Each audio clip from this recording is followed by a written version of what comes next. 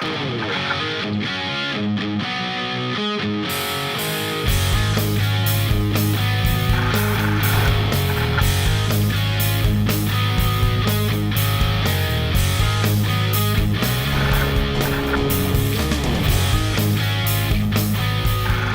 to rely on my wife as the primary breadwinner when I first got here, it was certainly a change to the way I was brought up. You know, the guy is the dominant. The guy goes out and makes the money, the wife stays at home.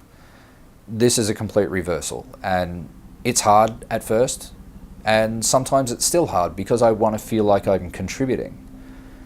When you don't feel that way, you can get a bit depressed and down on yourself because you don't feel like you're contributing.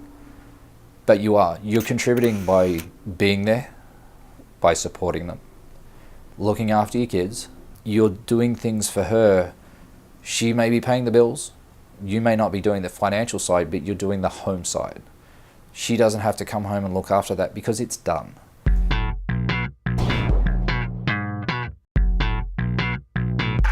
I had an accident a few years ago.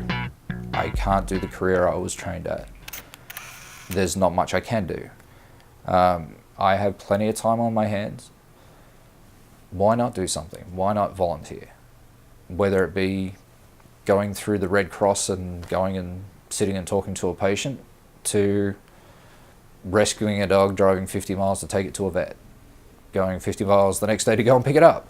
It's little things that help to make a little, you know, if we can all do a little bit, that turns into a big bit. It's been great for our family. It's given us something that we do together. We go to events together. We get to spend time together. We get to talk about the dogs. It's something that we can raise. You know, how's the puppy been today? How has this been today?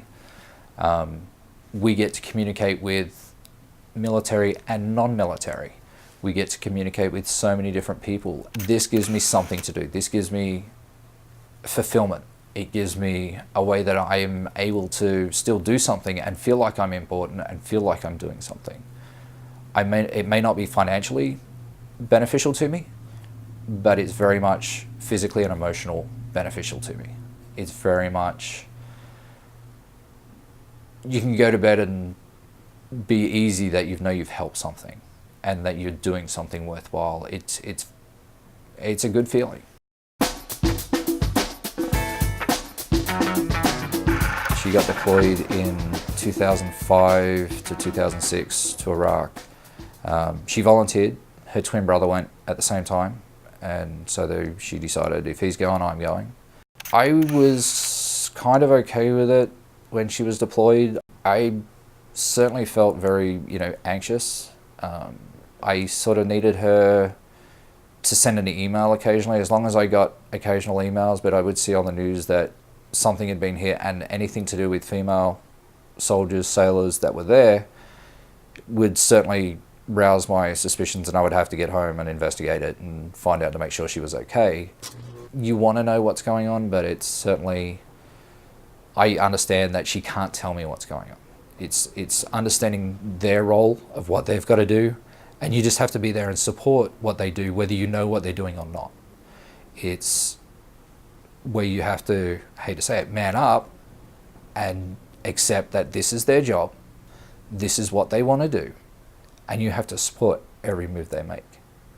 That's part of being their spouse. It's part of being there for them. We're their support group. They're not ours. You've got to have a lot of trust in your partner. You've got to really trust every move. You conduct yourself like your spouse is still there. If they would approve you going out, drinking, partying, sure, keep doing it. If they wouldn't, don't do it. You know where your boundaries are. Keep in constant contact.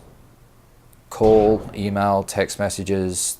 The world now is so much easier to get in contact with someone that you can just send that message, stay in contact, just send a, I love you. Just send a, thinking about you. And just be there yet again. When the phone rings, answer it. Same goes for the other way. If you call them, expect them to answer the phone, if they're not working.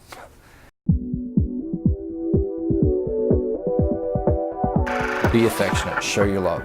Don't put up with the stereotypical males don't do this, males don't do that. Do it. Dare to cross the boundaries. You've got to take a step back and say, it's not about me, it's about them. But you also need them to say, it's about you. So it's very much try and get balance. Talk about everything. Be there. That's a big important thing. Just being there. Just doing little things. Whether it be make the bed and put a chocolate on the pillow. Because when they get to bed and they see that and they get a surprise and they go, they're thinking about me. It's little things that are so important. Learn as much as you can about the military. I had to learn the ranks. I had to learn my wife's social. Everything just dependent on that thing.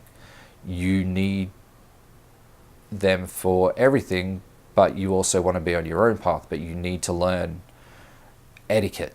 You need to learn that if you're walking with your partner and they have to be on your right hand side, they can't have anything in their hand in case they need to salute. If you're out with your kids, you've got to take the kid because yet again, if they're in uniform, they have to salute. It's hard to sometimes as a guy just take a step back and put them as they are the dominant important person at this point. But that's fact of life. They are the person. They are the military member. We're the baggage.